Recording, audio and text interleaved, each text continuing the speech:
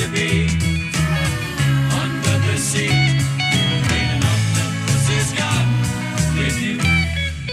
Around this time every morning, we like to dive deep into the waters and find out what wonders are under there. And we're joined by Nyrie Palmer. And Nyrie, today we're going to speak about the geology of Sydney Harbour. Yes, I'm so pleased today to have a captive audience so I can share my two passions in life, marine biology and rocks. Rocks? Yes, I'm a mad geologist and my house is full of rocks. Fossils, minerals, crystals from all around the world. And I'm the only person I know that's actually thrown out shoes from her wardrobe to make room for more rocks. These sound like very different interests, marine biology and rocks. Yeah, fortunately my interests come together when I dive around Sydney. 'Cause I find diving so relaxing, but my mind is just busy looking at all the critters and the geology. And rather than with most divers being in the present moment, I'm also looking back in time. Oh, I want to get back onto that one. But what does it look like underwater from a geologist's point of view? Well, one great dive spot in Sydney Harbour is actually at North Head, which you can get to by boat.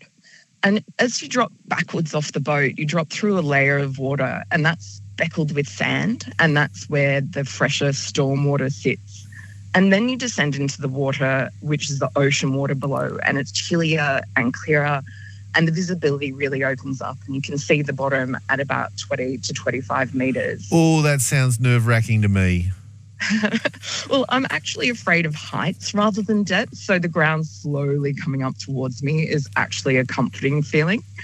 But the sea floor near the heads is really sandy and there's sandstone boulders scattered around. And as you swim closer to the heads, the boulders get larger and some of the size of minibuses. They're just huge. And then you can reach the cliff face. And the first time I dived there, I was just so amazed to see that the cliffs actually continue plummeting from water level down another 10 to 15 metres below the surface. No way, because I always just assumed that when you've got those rock shelves that we wander along, that it's stopped at the bottom. But you're saying the bottom of the cliff at the heads is underwater. Yes, that's exactly right. Wow. And so the landform you described, like at Long Reef or Cronulla, the waves smash against the cliff and erode the weaker rocks. And this forms an overhang which eventually collapses. And that's why we see big boulders at the base. But at Sydney Heads, you see the same formation, but the sea level has risen because long ago the ice caps on the poles started to melt. So rather than walking across the rocks, now when you're diving, you're hovering above the rock shelf underwater. Oh, it sounds amazing. Yeah. It feels like flying. And the headlands in the harbour are formed out of sandstone, and that sandstone was formed at the bottom of the ocean floor where sediment built up in layers and it compressed into stone. But what's fascinating is that about 200 million years ago, when the ocean floor was lifted to the height that the cliffs are now, there were volcanoes around. Oh. So at the head, molten lava came up through the cracks in the rocks and that hardened into basalt. And now that basalt acts like reinforcement. So that headlands is protected from erosion more than the surrounding areas. And actually for quite a long time, the heads were actually hard, rocky islands. Wow. But now they're connected to the mainland with strips of sand. And North Head is connected by a strip of sand, and we call that the Manly Corso. That is amazing. And now I see what you mean by looking back in time. Absolutely. So some of our shopping experiences in Manly is caused by volcanism. We love a bit of volcanism, but also the place, these are all hidey holes for fascinating things to see. Yeah, what's really fascinating to me is how monumental processes like uplift and volcanism and erosion over hundreds of millions of years has an impact on the marine biology that we see today. So critters like eels love to hide between the boulders and they wait in ambush for unsuspecting fish. And there's brightly coloured nudibranchs and sponges that use the boulders as protection from strong currents, and they live adhered to the boulders. And then you see Port Jackson sharks that they usually lay half asleep on the sandy bottom of the harbour.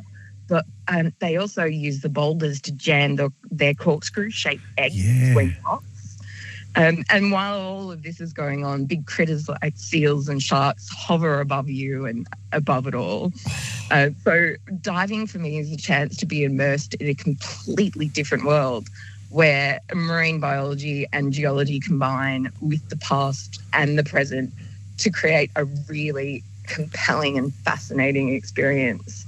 Wow, this is great, and you get to swap your shoes for rocks and fins. They tell a far more interesting story. What is it going to be like diving underwater this weekend? Oh, not good, I'm afraid. The water will be really rough today with large 2.5 metre surge, and the 10-second period means that the swell will be felt at depth. So you'll be lucky to see even 2 metres in the water. And the swell will be from the south-southeast, so the North Head Cliffs will be receiving an absolute smashing today, and I will be staying dry. In your lounge room, looking at all the wonderful memories and rocks and everything on the Sydney Underwater Gazette Facebook page. Nyrie, you have a good weekend. You too. Thanks, everyone. Nyrie is with the Sydney Underwater Gazette, and you're on ABC Radio Sydney at 6:25.